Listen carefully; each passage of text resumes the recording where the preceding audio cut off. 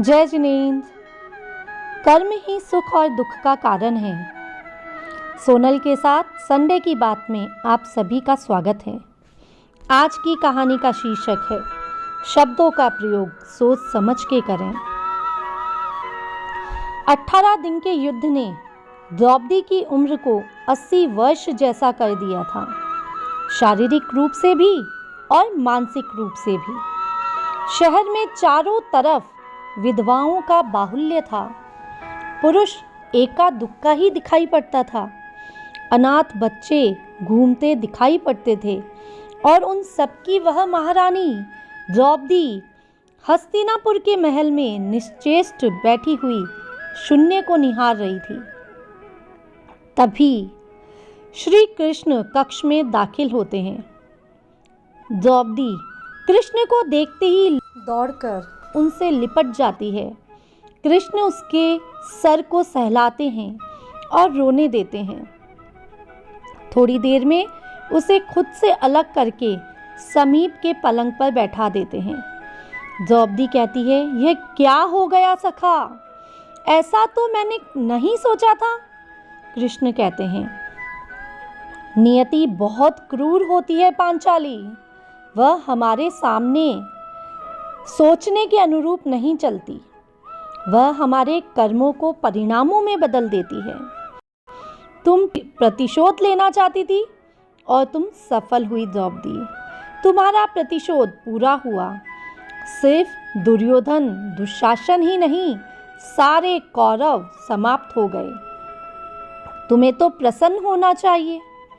द्रौपदी कहती है, सखा तुम मेरे घावों को सहलाने आए हो या उन पर नमक छिड़कने के लिए?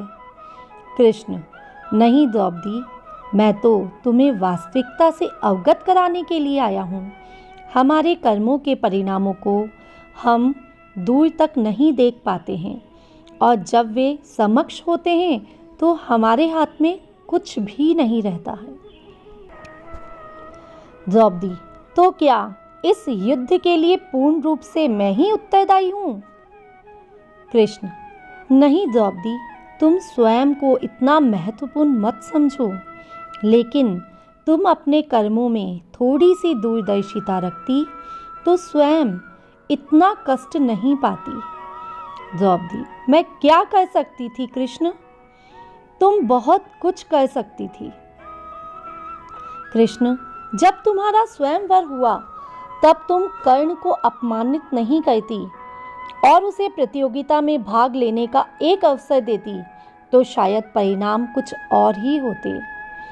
इसके बाद जब कुंती ने तुम्हें 5 पतियों की पत्नी बनने का आदेश दिया तब तुम उसे स्वीकार नहीं करती तो भी परिणाम कुछ और होते।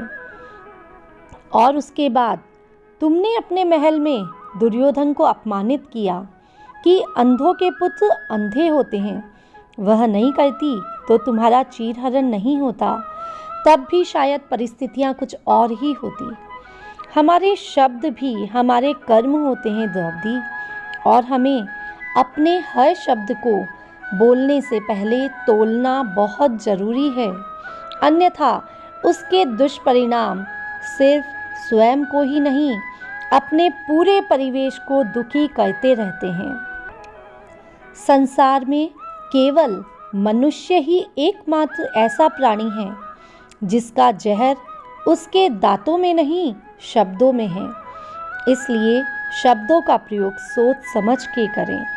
ऐसे शब्दों का प्रयोग कीजिए जिससे किसी की भावना को ठेस ना पहुँचे, क्योंकि महाभारत हमारे अंदर ही छुपा हुआ है। Thank you.